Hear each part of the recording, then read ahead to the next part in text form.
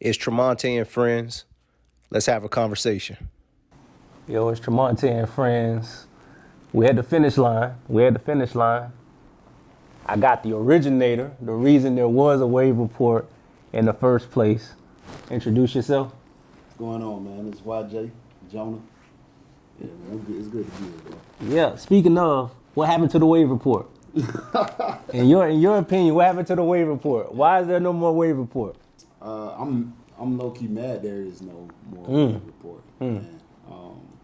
So it started with me excusing myself from the wave report. You know, I felt like I needed to get some distance, and honestly, bro, I wanted to see you guys continue doing the wave report. I know, I don't know for sure, but I've heard Joe took a job opportunity. Yeah, that's right. Yeah, right. But when I originally stepped out, I wanted you guys to continue the wave report. So I was a little sour when I started seeing that. You know, me and Jordan got the same relationship, so I didn't know why he left or nothing like that. So I was a little sour seeing that, and keep it 100, bro. You know, but yeah, to see Tromonte and friends come back, that's when I got pumped. Okay. Because I was like, all right, cool. Because when I first hit you up after Joe got his camera for the first time, we was getting I remember cultivating the idea. Yeah, I hit you from up scratch. and I was like, bro, you know what I'm saying? I want to do a podcast. It's time. It's because of your voice. We had a top 5 dead or alive debate Right. at my crib one day. Yeah, and I noticed the way you was talking about it, the way you was breaking down how you felt about the artists you were choosing, man. And I felt like you can make good conversation. So that's the reason why I gave you that call after that. But yeah, I was sour, man. I was sour. I ain't gonna cap. I love what you bring to the table, bro. Yeah, I appreciate that. What was your favorite episode of the wave report? Ooh. Cause we got a lot of classics. We got a lot of classic The first episodes. sex episode. Yeah, That is shit classic. was lit. That was classic. The first sex episode. The second episode, like the first episode, so this is funny. The first episode that we didn't get a video. The one on the couch. Yeah, the red couch. Yeah. That's the iconic red couch. You know, before the iconic bookshelf. The second episode, the Bills, Blues, and Beef. Yeah, that's Joe had a line in there. Yeah, it was so goddamn dope. Where he said, if you're not helping me build, you are Bill. Yeah. Bars, nigga. Shout out to Joe, man. Bars, Shout out to nigga. Joe. Yeah, So, I remember that. Those my 2 favorite episodes. I think that's one of my favorite episodes. Another favorite is the one with Shakobi and Son Angel. That was a good one too. That was real good, man. I was on one too. When Shakobi was like something about cheating. I was like, it's finna get deep. It's finna get deep, man. That was It's a finna good get one deep. too. Shout out to Poetically Walking Podcast. Yeah, man. Shout out to That them, was a good man. one. We honestly had so many good ones, dog. Like it's really hard to narrow it down to like my favorite. But we did some shit, bro. The drunk episodes was fucking hilarious. Oh bro. my goodness. I forgot all about that. That might be the one. Bro, when Joe got loose. Yeah, that might be the one. Still just saying shit, bro. Yeah, that might be the one, man. I forgot all about that. Fucking hilarious, bro. You on that juice, man? It's hilarious, Yeah, brother. yeah. Come on, man. That shit was classic, bro. That shit was classic. And then we still, in the midst of all of that, we still talk about some real shit too. All the time. You know what I mean? So I felt like the Wave Report had a mix of everything, bro. For real, for real. A lot of people don't know that during the time, it'll be pretty much 3 years this year since we started. You were going through a very dark period. See, and you don't show it because you don't really wear your heart on your sleeve, unless he gets upset. Unless he gets really upset, then you'll see it. Yeah. But you don't really wear your heart on your sleeve. Can you tell the people a little bit about what you were going through during that time and why you were able to maintain your composure throughout the episodes? Yeah, man. So I was in the middle of mending a relationship with a friend I had a falling out with. We had creative differences on some shit. Damn, my creative differences. You know what? That's the real way to put that shit. I've been reading this shit, bro. Like I feel smart. I can communicate better. So yeah, we had creative differences. So we split, and we were mending that relationship. And then at the same time, I was going through stuff with my wife at the time. So I was getting ready to go through a divorce. That was a rocky time because I'm 1 foot in of what I got to do as far as a career-wise, from touring and giving that time and attention. Then my business on the side with the merch and the studio and everything that we was doing. So balancing all of that in the midst of starting a podcast. Yeah.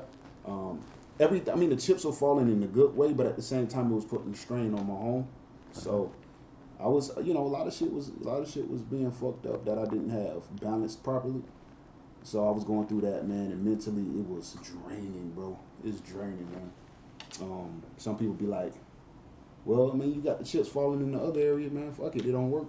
Keep it pushing. But nah, man, when love is there, when there's a marriage there, when it's feeling like that, and and then other places start to get rocky too, and now shit is crumbling all over you, man. It's hard to maneuver. Mm-hmm. So I lost a piece of myself in the process, man. It was a dark place, bro. Real dark place. You always been somebody to be self-aware, even when things aren't the best around you. Where you learn that from? Because when we were doing the wave report, you would bring up things I would never even think about. I'm like, well, how does he even think this way? But it will all center back to you, not in a self-centered way, but like, I need to do this better. Where did you learn that from? Or did you pick it up along the way? So I could be wrong, but I attribute it to sports because, I played running back, and I grew up in a time where coaches would cuss at you, push you around, hit you and shit like that. You got to do this, blah, blah, blah. And so in order for me to not get screamed on in practice and shit like that, I became a stickler for criticizing myself. Like I'm me 24 hours a day. I know what I'm doing right. I know what I'm doing wrong. I need to call myself out on my shit. So I started being tougher on myself than anybody can be tougher on me. And then, just taking that throughout life, I look at me first before anything. What could I have done better? What move could I have changed? Because I want to, with whatever I'm doing, I want to take it to the next level, and I don't want to like complete a cycle of the same bullshit.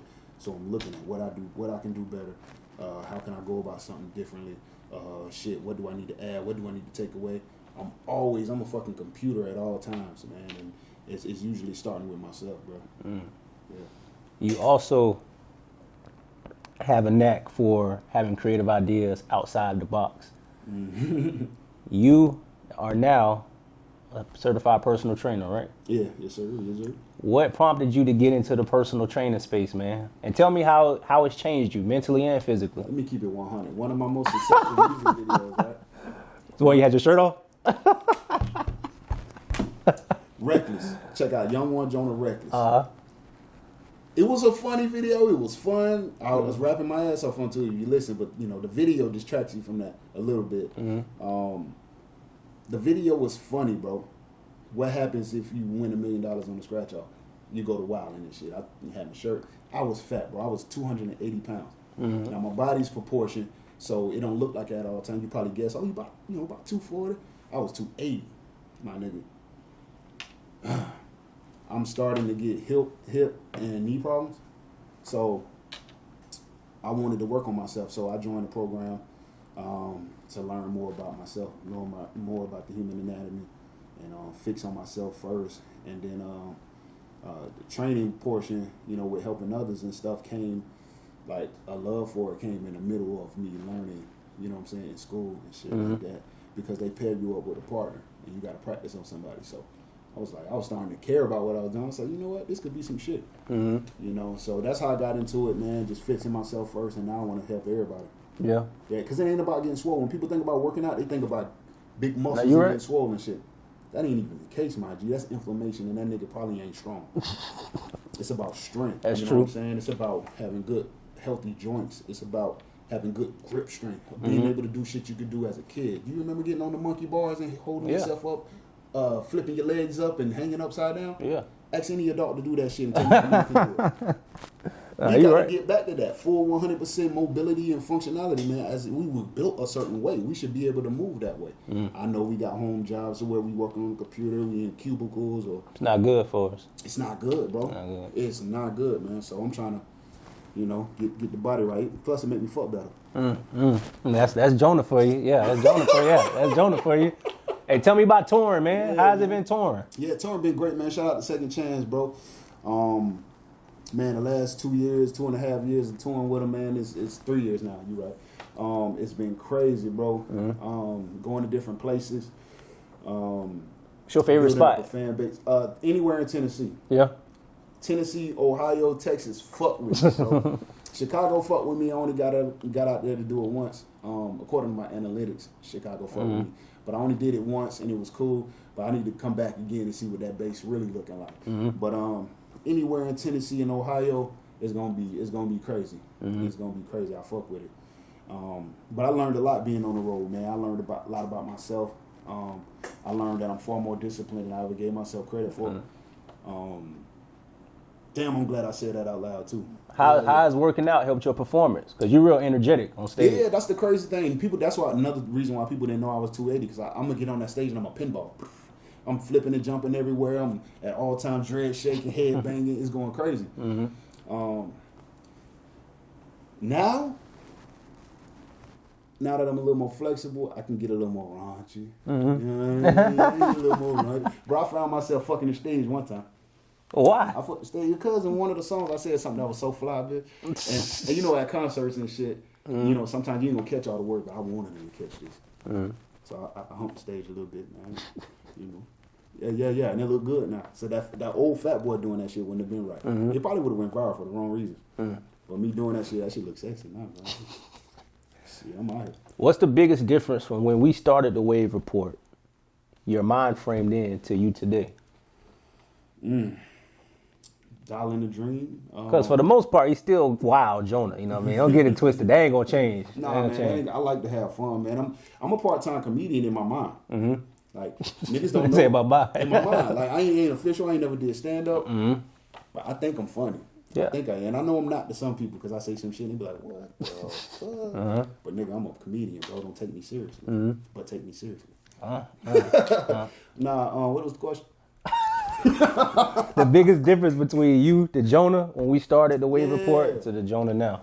Yeah, man. So when we first started, bro, like it was that dollar in the dream type thing. Like, yo, I love this conversation. I think we can do this. It was more like about the idea and cultivating, you know, something that we can really stand on. And that's it. I didn't really see anything past that. I saw possibilities, but I didn't plan for anything past that. The Jonah now is more calculated. Yeah. More strategic. The Jonah now is like off of the bullshit. Like I used to be real tolerant with certain shit. And then after certain things happened to me, I knew I had to change because it wasn't going to help progress anything in my life. If I, you know, wore emotions on my sleeve or if I took shit personal all the time, things like that is going to hold me back because it has in the past. So the Jonah now don't take no shit at all. What's your perspective on loyalty? We talked about this a bit off camera, but what's your perspective on loyalty? Because you've always somebody, you're not loyal to a fault. Used to be. Yeah. But you're not like that no more. But what changed? Yeah, man. All I had to do was fall on my face. All I had to do is, you remember the jokes you used to play on somebody, they about to sit in a chair and you whip the chair from when they fall? That's what happened to me, bro. I put my everything, you know, into people, and that I didn't, because I didn't have no guidance, I didn't know that was going to kill me. Nobody ever told me that would drain me. Everything they did, even when I was in the church heavy, they used to, oh, big heart, giver, this and that. They didn't tell you about refilling yourself, refueling. They didn't teach you about that. You know, so I'm just giving my everything to everybody. You know what I'm saying? And when I fell on my face and I noticed I had nobody, but you got to change. Nobody but you. Something got to change. So. And when you make that transition, when you saying somebody got to change, you make that transition. How does it feel? Not that you give a fuck, but how does it feel? Kind of letting people know in your own way that I'm not tolerating this no more, and I got to put some distance between myself and you because of what happened to me. Yeah, man, it's hard. It's hard. Even if it's family. Yeah. Oh, yeah. Especially when it's family, bro. Like, it's really tough because I'm big on family. I love my family, and I would give it a shot. I've done this in church, but I gave it a shot off my back in church. You know what I'm saying? Because I ain't have no money. So the same concept. I'm like that with my family, with my friends, my close loved ones, and honestly, bro, it was hard to. I didn't tell some people. I just stepped back and gave them distance, and went dark. And I felt I needed to do that because I couldn't articulate fully what I was feeling at the time. I couldn't do it. It'd be all kind of fucked up and it'd turn into beef and drama. And I didn't want beef and drama. So I just backed my ass up and said, look, man, especially knowing how certain people feel about you already, I don't owe you no explanation for what I'm about to do next. At all. Because if you feel that way about me, you can keep that. I won't debate it. I won't dispute it. Keep that. I'm going to go do this. You know what I'm saying? I don't want that drama. I don't want that negativity. So I kept it, you know. And then the ones that I did talk to, my closest friend, like Nate, it was rough separating because we shared a stage together all the time. So I wanted to separate that too. I'm my own man, you your own man. You know what I'm saying? That conversation was tough too because we, you know, when we were doing our label, when we had Real and Raw, we were all we had. You know what I'm saying? We got an album together called We All We Got. And we meant that shit. And so separating that and having us be our own men was tough. That conversation was necessary, but it was tough. You know what I'm saying? I separated from everything, bro. Mm-hmm. Everything. I had plenty of conversations with people that, you know, got a little uncomfortable, but it was necessary, and we good to this day. That's good. That's good. Somebody who's been married twice, most people will be defeated. They'll never get married again, but you're not like that. Mm-hmm. You're pretty resilient. Facts, man. What makes you? I was like that for 6 months though. That's real. That's real though. What makes you want to not give up on yourself or give up on love in general? Because, and it's not because you're an honest dude. You'll say what you contributed to your failed marriages. Yeah. You know, because it ain't always the other person. You know, naturally we want to point to the other person. I tell you everything. But you look forward to getting married again? Yes. It's gonna happen. It's gonna happen at some point. Shit, man. You don't like being single? This the wild Jonah, the raunchy Jonah. You don't like being single? How's it? So I'm glad you said that, because people got this misconception of me, bro. They do. I want to bring this up because somebody told me that you're a whore. Yeah. That people people do have that misconception of you, man. That you out here wilding. I am absolutely not. If you can find them and bring them to the open, please do. Like, no, it's not happening like that. I just present me at all times, and sometimes if I'm feeling sexual, just like episodes of The Wave Report, I'm gonna say what the fuck I feel. You know what I mean? I guess it's kind of like you can liken it to the female who wears a certain thing. You know, like, oh man, she, you know what I'm saying? I know she fucking. See that? And she a schoolgirl. She just she looking cute for the ground. Same thing with me. I'm telling you, speaking my mind, you assume I'm a certain, nah, bro. That ain't really me. The single thing was fun. What fucked me up was when I was in Cali. I spent a year straight of partying and doing music. This is when I was working. With High Rise Productions. Shout out to them. That's an old name. I was about to go. You know. Come out there. I know I turned some shit down before, man. I turned some shit down before. Let's do it now, man. Let's get this money. Man. Fuck that. Anyway, man.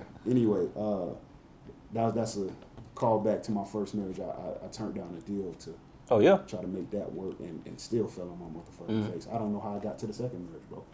But anyway, what was I saying? You was talking about looking forward to getting married again. Yeah, I'm looking forward to it, man, because I know what I'm not, man. And I'm not the type of nigga that can just tie these bitches up and live day to day like that, fam. I know people in their 40s, man, that's miserable, got hoes all over the place. You know what I'm saying? Can be with a different girl every night if they want. That shit ain't for me, fam. Like you don't get to, and these bitches be dumb, dog. I'm sorry, bro. I'm sorry, man. It be some. Hey, what y'all got going on out there, man? Bro, if you a grown woman, man. You a grown woman. You 24 and up. If your conversation is on gossip at all times, but like, where are you going in life? Like, come on, do you have any interest outside of other people's lives? You know what I'm saying? Like, that shit is weird to me, bro. Like, and seeing all of that, let me find one good one and call it a day. That's me. That's where I'm at, fam. What's some other misconceptions that people have about you? Because it's a lot, bro. I think people think you're a mean person too. Yeah. Yes, they do. I'm really not. I'm just an honest person. Yeah, you're not mean. Somebody asked me, shout out to my young homie. He showed me a song he made. I told him it was ass. I didn't like it. It's not him. Do something different. He didn't take that advice from my opinion, and that's cool, because when you ask for somebody's advice, they're not the end all be all. So it's cool. So he released a video for the song that I didn't like. I didn't like that bitch. I didn't share that bitch. I didn't promote that bitch. I'm keeping that same energy, and that's not me being me. I don't fuck with that particular song. So that's what you get out of me.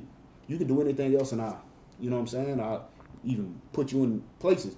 But if I can't believe something that I can't believe in or get behind something, you know, fully, I won't. And that kind of thing rubs people wrong because, hey, you my homie, you should support everything I do. That's no. That's an unrealistic nigga, no. expectation. Yeah. I don't believe in what you doing, nigga. If you sold drugs and you wanted me to front your first, no, nigga, because I don't believe in that. That's not happening.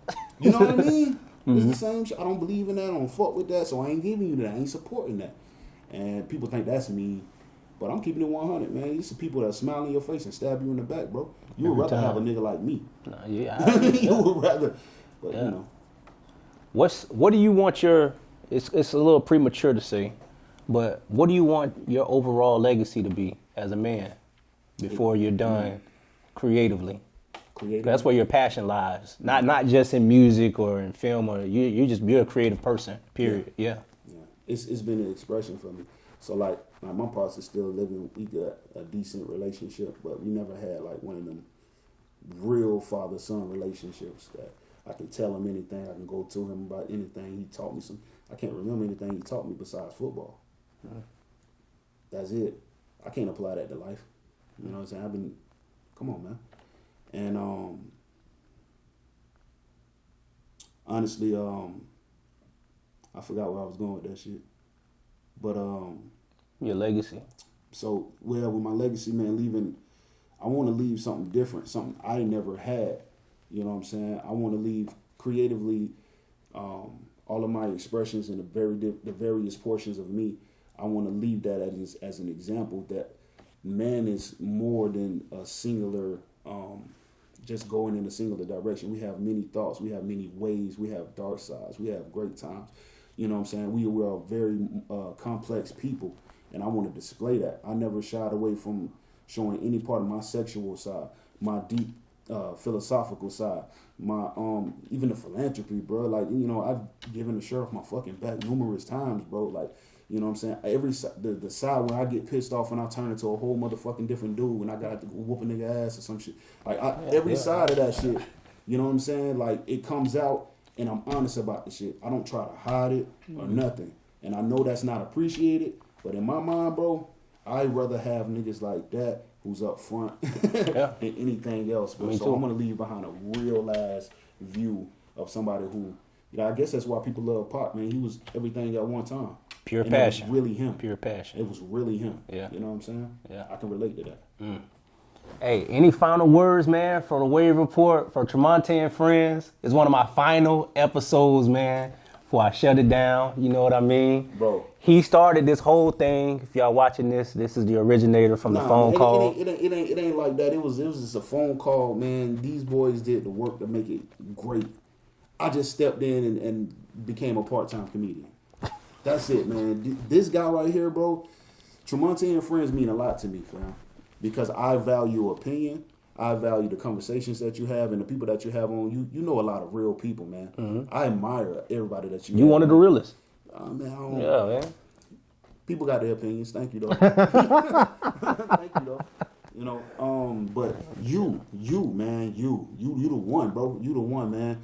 The way you think and the way you process things, you fucking inspiration, bro. The master's degree, come on, fam. The bookshelf, stop playing, bro. You know, and I want that to be highlighted, man. So I'm looking forward to whatever you do next. But I wish this wasn't ending, fam. If I'm keeping it all the way 100, bro. As you should always. You know, I just wish it wasn't, man. Hey, man, if y'all need some personal training. Yeah. Hey, man. Hey, tell them, man. Yeah, you know what I'm saying? What you Look, on, man? Hey, if you working a desk job, your motherfucking hips, your knees, and your back is bad, and you don't even know it.